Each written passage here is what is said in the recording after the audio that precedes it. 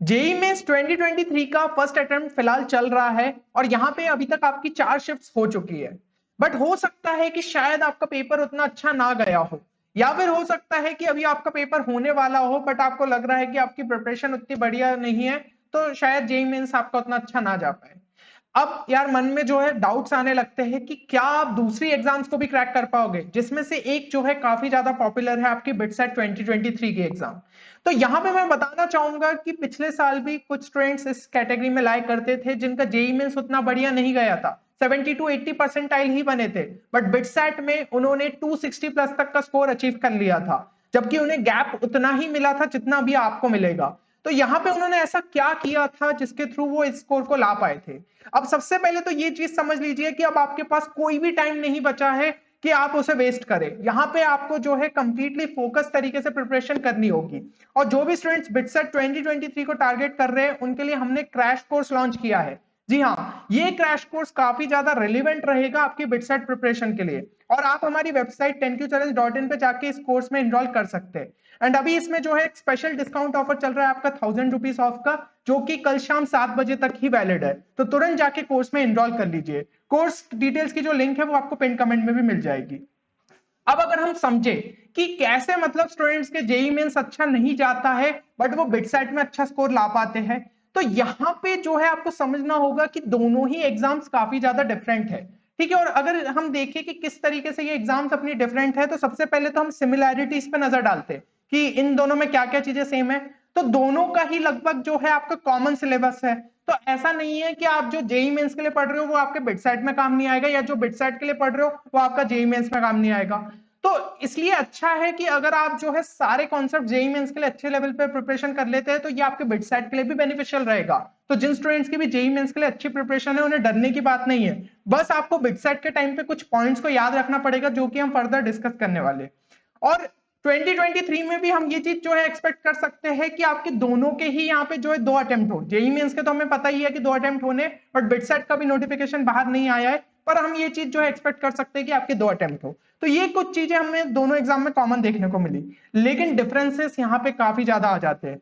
सबसे बड़ा डिफरेंस हो जाता है पेपर पैटर्न का। यहाँ पे जो जेई मेंस के एग्जाम है उसमें आपके 75 क्वेश्चन रहते हैं जो कि आपको 180 मिनट्स में करने लेते हैं, लेकिन बिटसेट में ये क्वेश्चंस काफी ज्यादा बढ़ जाते हैं, 130 क्वेश्चंस आपको 180 मिनट्स के अंदर करने होते हैं।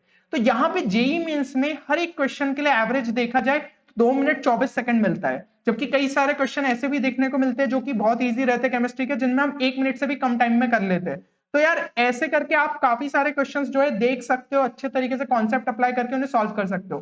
बट बिटसेट में सोचने के लिए बहुत ही कम टाइम मिलता है, तो यहाँ पे आपको जो है स्पीड अपनी काफी ज्यादा अच्छी रखनी पड़ेगी।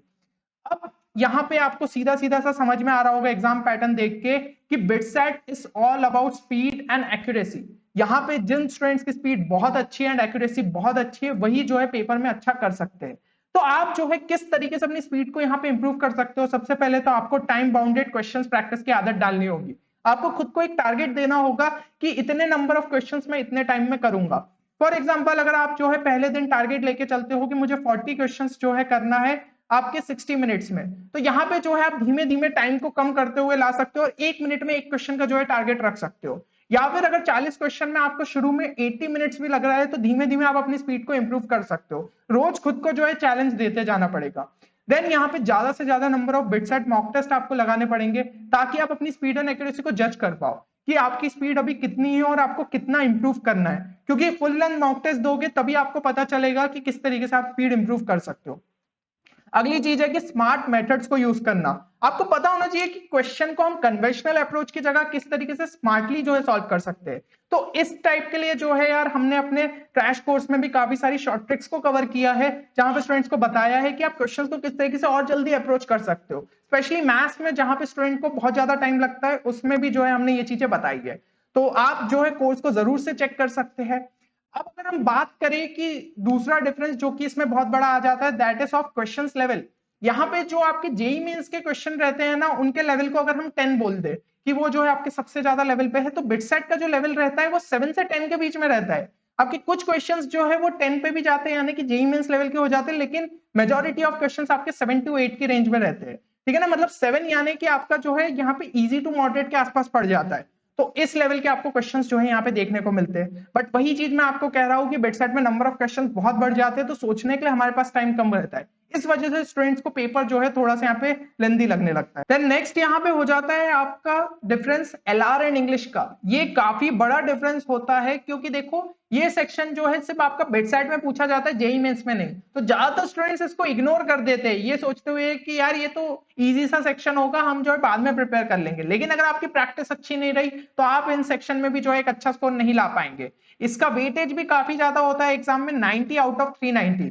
यहां तक कि फिजिक्स भी आपका 90 मार्क्स का होता है, केमिस्ट्री भी 90 मार्क्स का। तो सेम वेटेज जो है ये भी कैरी करता है, इसलिए काफी इंपॉर्टेंट सेक्शन होता है। और यहाँ पे हमने जो है आपकी सहायता के लिए एक ऑलरेडी प्लेलिस्ट क्रिएट करके रखी है, जिससे आप एलआर और इंग्लिश के क्वेश्चंस प्रैक्टिस कर सकते हो।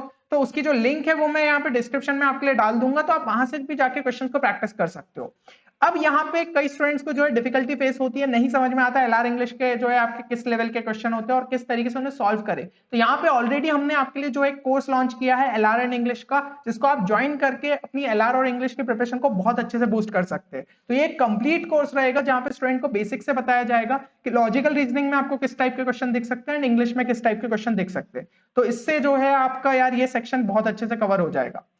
अब देखो यहाँ पे आपको जो है नेक्स्ट प्लान किस तरीके से कैरी करना है। तो देखो बिटसेट की जो एग्जाम है उसका भी नोटिफिकेशन नहीं आया, लेकिन एक डेट अगर हम दिमाग में लेते हुए चले तो वो है आपकी मई एंड जून।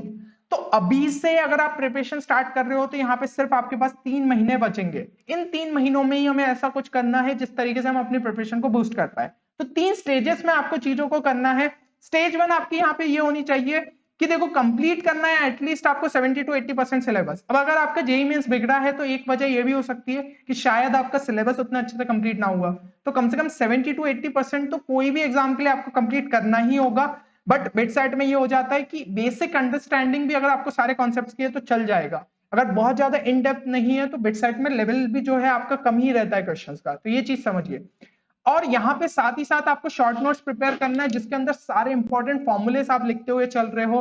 ठीक है, कुछ आपको जो है इंपॉर्टेंट स्ट्रक्चर दिख रहे हैं, कुछ इंपॉर्टेंट रिएक्शन दिख रहे हैं, वो सब चीजें आप जो है कॉपी में मेंटेन कर रहे हो। तो इससे क्या होगा, जब लास्ट में आपको चीजों को रिवाइज करना रहेगा तो ये शॉर्ट नोट्स बहुत काम आएंगे, क्योंकि हम डिटेल में नहीं पढ़ पाएंगे उस टाइम पे। तो स्टेज 2 आपकी ये होनी चाहिए कि बिटसेट लेवल के काफी सारे क्वेश्चंस आप प्रैक्टिस करो विद टाइमर, जिससे कि आपकी स्पीड जो है डेली के बेसिस पे जो है इंप्रूव होती जाए। एंड स्टेज 3 में जब आप ये दोनों चीजें कर चुके होंगे, आपके कॉन्सेप्ट्स अच्छे से क्लियर हो गए, आपने इनफ क्वेश्चंस प्रैक्टिस कर ली, तो अब मॉक टेस्ट को लगाइए। मॉक टेस्ट से आपको समझ में आएगा आप कहाँ पे स्टैंड कर रहे हो और आपको कितना इंप्रूव करने की जरूरत है। एक रेगुलर इंटरवल पे आप रख सकते हैं कि वीक में कम से कम 2 से 3 मॉक टेस्ट दे।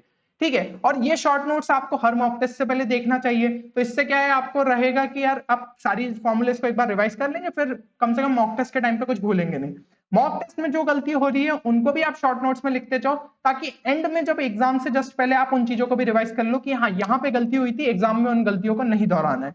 तो इस तरीके से यार आप जो है अभी भी बिटसेट एग्जाम को अच्छे तरीके से क्रैक कर सकते हो। बाकी एक बार कमेंट सेक्शन में जरूर ये चीज मेंशन करिएगा कि अभी आपकी टारगेट ब्रांच कौन सी है और आप किस कैंपस को टारगेट कर रहे हो। ठीक है, तो इससे आपको एक मोटिवेशन रहेगा कि बिटसेट 2023 को आपको किसी भी हाल में क्रैक करना है। तो होपफुली यार ये वीडियो आप सभी के लिए बेनिफिशियल रहेगा और आपको मोटिवेट किया होगा कि जेईई मेंस का आपका जो भी रिजल्ट रहा उसको आप ज्यादा नहीं सोचो और बिटसेट के लिए पूरी तरीके से यहाँ पे लग जाओ।